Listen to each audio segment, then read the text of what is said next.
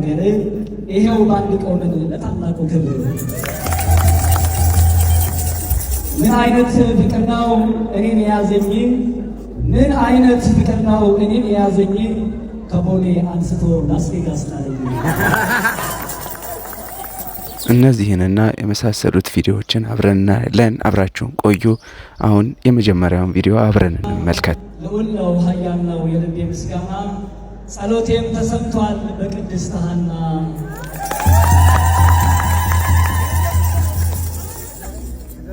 ጸሎቴም ተሰምቷል በቅድስት ሐና እለቷም ቅድስት ሐና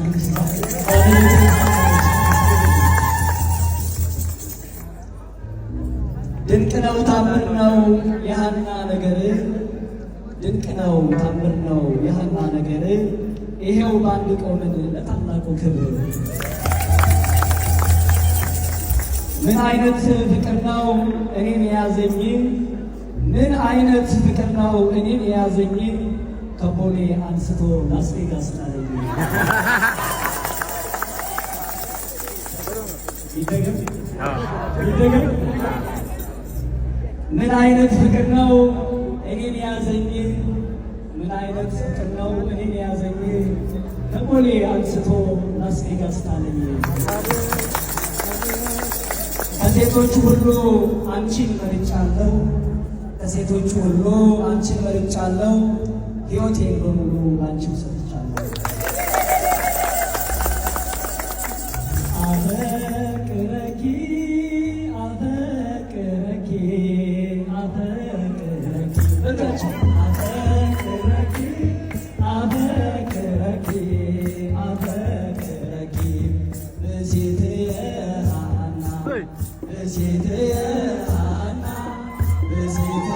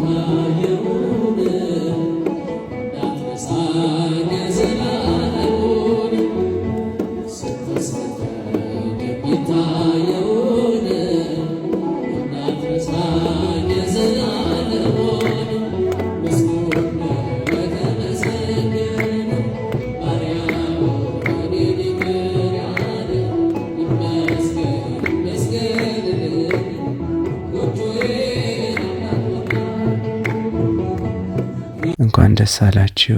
ዛሬ የምናየው ቪዲዮ የሊቀ ዲያቆኑ የጋብቻ ስነ ስርዓት ነው። ሊቀ ዲያቆን ማለት በቤተ ክርስቲያን አገልግሎት ትልቅ ኃላፊነት ያለው ለብዙዎች አርአያ የሆነ አገልጋይ ነው።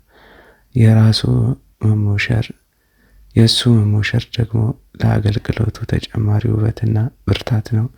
ጋብቻ አዲስ ምዕራፍ ነው። በተለይ ለአገልጋዮች የትዳር አጋር ማለት የአገልግሎት ረዳት ማለት ነው። በብዙዎች ልብ ውስጥ ደስታን የፈጠረውን የሊቀ ዲያቆኑን ሰርግ እየተመለከትን ነው። ጋብቻ በቤተ ክርስቲያን አስተምሮ መሰረት ሚስጥር ነው። ሊቀ ዲያቆኑ በአገልግሎት የነበረውን ትጋት ወደ ቤተሰብ ሕይወት ሲያሸጋግሩ ማየት በጣም የሚያስደስት ነው። ይህም ለብዙ ወጣቶች አርያ የሚሆን ነው። የጋብቻ አስፈላጊነት የሚለካው በድግሱ ውበት ብቻ አይደለም። ጋብቻ በእግዚአብሔር ፊት ቃል ኪዳን መግባት ነው።